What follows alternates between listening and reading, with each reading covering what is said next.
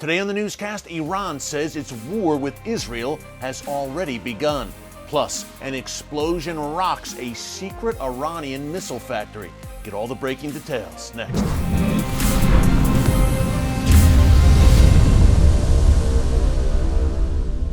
Hey folks, Erick Stakelbeck here. Welcome to the Watchman Newscast. We've been telling you here for months now that Israel and Iran are engaged in a shadow war at sea as the two rivals attack each other's shipping. Not only that, we've also been telling you about Israel's covert war against Iran's nuclear weapons program and its ballistic missile sites inside Iran, on Iranian soil. Well, it seems like things are building, without a doubt, to a larger confrontation, but according to one top Iranian Foreign Ministry spokesman, that confrontation, that war, is already here.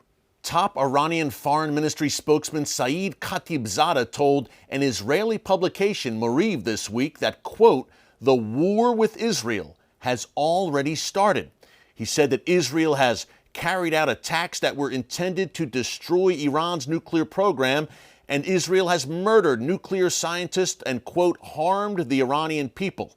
Khatibzadeh added that the whole crisis in the region, quote, is Israel's fault. A very stunning admission, in my view, from a top Iranian Foreign Ministry spokesman to declare that Iran is at war with Israel. Again, as I said at the top, much of this war has been done in the shadows over the past few years, clearly heating up in recent months in particular, and aided, no doubt, by the ascension of that new Iranian president, Ibrahim Raisi, also known as the Butcher of Tehran, and his government that is littered with terror supporters and people who are sanctioned by the U.S. and other world bodies. So obviously we are moving towards a larger confrontation that no one wants to see, but that the Iranian regime and its proxies have made inevitable because they continue to surround Israel with a ring of fire on all sides, with the likes of Hamas and Palestinian Islamic Jihad in Gaza, Hezbollah in southern Lebanon, the Houthis in Yemen, those Shia militias in Iraq and Syria, literally forming that ring of fire around the state of Israel and armed to the teeth with tens of thousands of rockets and missiles and a countless number of attack drones that they plan to use against the Jewish state. So clearly, the Iranian regime, and all of these proxies, by the way, operate at the behest of their Iranian master. So clearly, the Iranian regime has been pushing the region towards war, and in particular preparing for this all-out showdown with Israel. But to hear this Iranian Foreign Ministry spokesman tell it, not only is the war here, but it's all Israel's fault. Now, he went on to make some other interesting comments. I want to quote him directly. He said that, quote, Israel has severely damaged Iran's research and civilian system, meaning their nuclear program. This, again, was a very interesting admission by this top Iranian Foreign Ministry spokesman, acknowledging, hey, Israel has set us back. It has damaged our nuclear program. So that covert war that Israel has waged over the past few years against Iran's nuclear facilities, according to the regime itself, has been successful.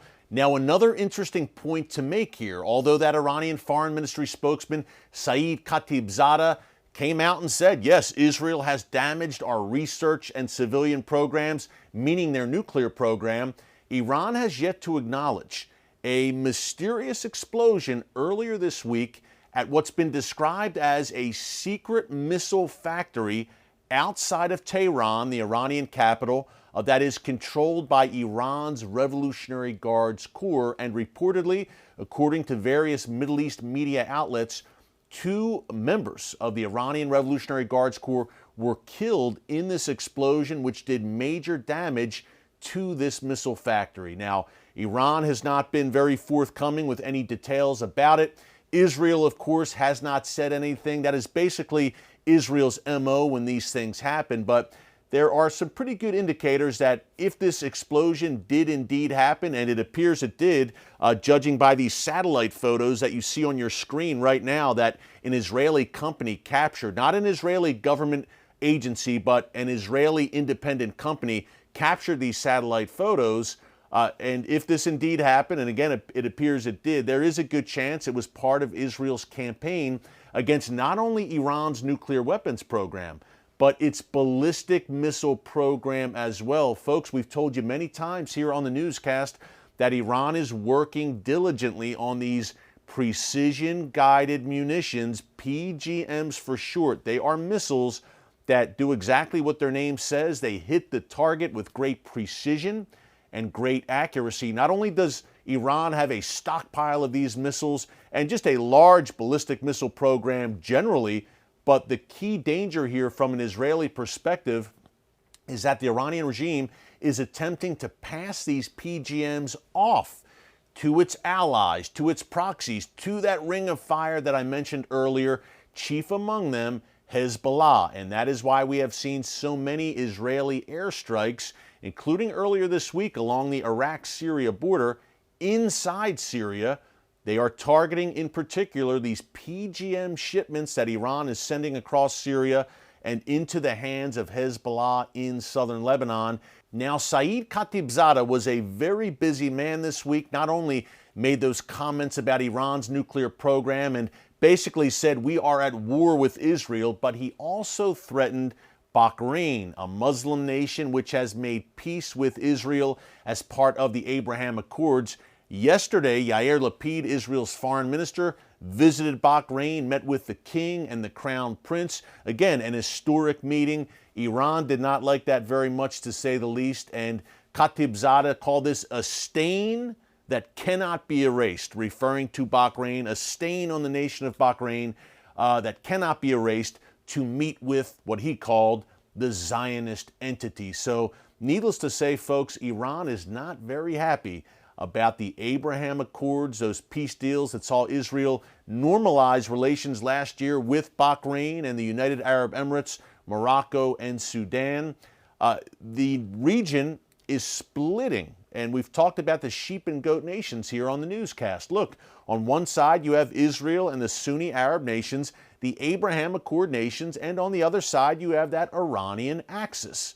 The ring of fire that I mentioned earlier, those proxies, plus the Assad regime in Syria, and also Turkey, Recep Erdogan, the radical Islamist leader of that nation, who works with that Iranian axis from time to time, but also pursues his own radical aims. So Iran openly threatening Bahrain. There's no coincidence that Iran has also targeted Saudi Arabia again and again, chiefly through its Houthi proxy in Yemen with drones and missiles over the past year. Iran, are they warning Saudi Arabia? Don't you dare make peace with Israel, normalize relations, and join those Abraham Accords. Now, along those lines, another Muslim nation with friendly relations with Israel is Azerbaijan, and Iran is now threatening them. It's Iran's neighbor to the north, and the Iranian regime this week conducted military drills along the Iran-Azerbaijani border, saying that there is a, quote, Zionist presence in Azerbaijan, which Iran needs to counter. So could things heat up between Iran and Azerbaijan now, again, over Israel?